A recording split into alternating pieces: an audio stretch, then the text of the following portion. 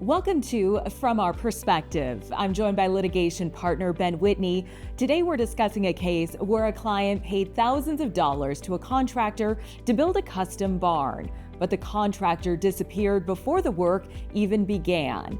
Ben helped his client fight back and recover $115,000. Ben, thank you for joining me today. Tell me what happened to your client and why she reached out.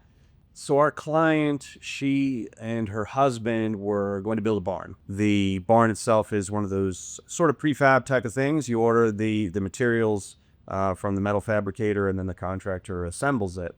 So our client hired the contractor, and then unfortunately things kind of looked bad right away. There were some delays almost immediately. The contractor didn't come out to the property for several months after signing the contract. Then it was several months after that before the materials for the barn showed up. And then after that, the contractor didn't come out to build it. So our client was calling and emailing and generally trying to get a hold of this guy, and it wasn't happening. So after he just went completely radio silent, so that's when she called us for help.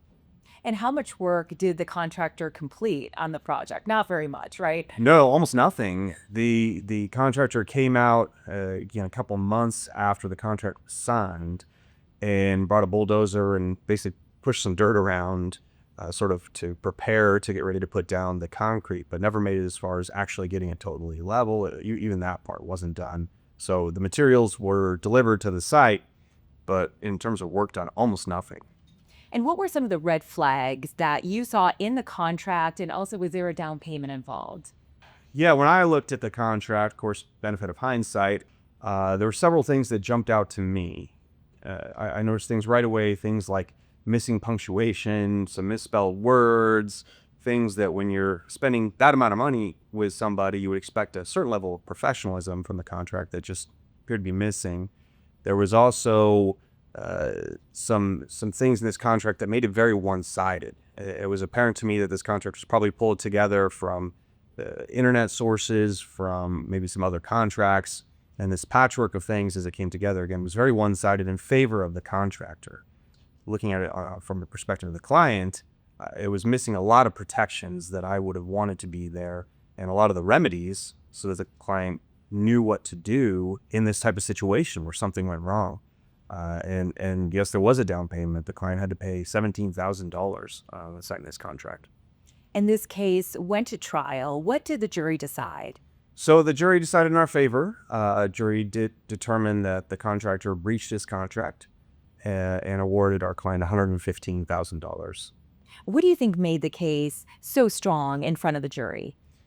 When we look at these types of cases, we have to remember that the jurors who are coming in probably don't have a lot of experience with construction defect. And so we leverage sort of our experience that we have here as a firm, combined with, in this case, presenting testimony from other contractors to talk about what a construction project should look like, what the amount of communication should look like, and provide that information to the jury so they understand what the standard of care is and could see that, in this case, the contractor didn't live up to it. And I think then the other thing that we did that was very important for the jury was to take all the information that we got from the client, because, when a client comes in with this type of situation, they know something's gone wrong.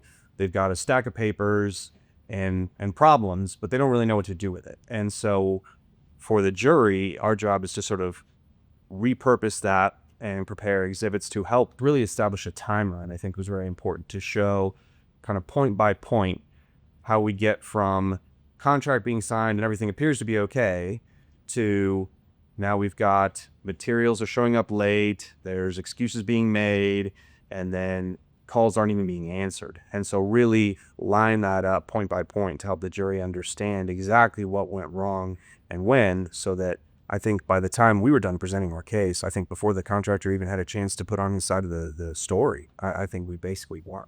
For anyone watching who is about to sign a contract for a construction project, what advice do you have? Well, it's not much more than get an attorney.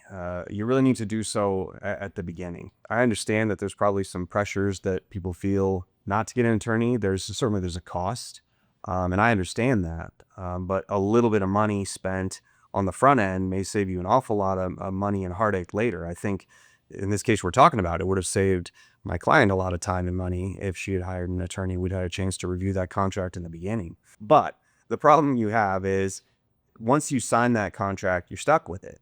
And Colorado courts apply a principle known as freedom of contract, which in effect means whatever you sign, you're stuck with.